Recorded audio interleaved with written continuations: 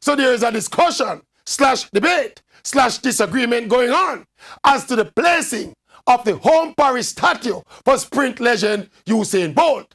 Officialdom, we are told, want to erect the statue at the Falmouth cruise ship pier, while the man and the woman in the streets are saying put the big man statue either in Bolt's home community of Sherwood Content or in the parish capital in Falmouth. And the Maverick agrees with the man and woman in the streets.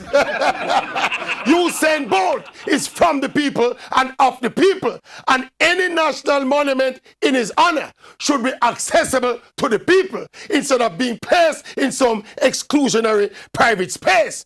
Bolt himself is not rocking the boat. He claims he's honored anywhere the statue goes and that he understands both sides, but he does not make the decision.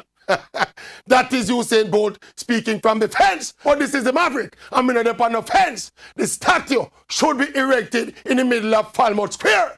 The fact that Falmouth Cruise Pier is being so strongly considered for the erection of the statue suggests that the idea of a statue in Bolt's home parish is less about the people of Trelawney and more about being a tourist attraction for visitors when them come off of the cruise ships. And it is absolutely not far-fetched to think that sooner rather than later, the Usain Bolt statue at the Falmouth Pier could eventually become accessible to only a certain class of Jamaicans and the cruise ship passengers and out of the reach of the common Jamaican man and woman. So I won't be like Usain Bolt on this one. Me a rock the boat.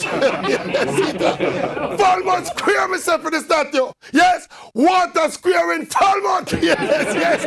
Bolt is the people here.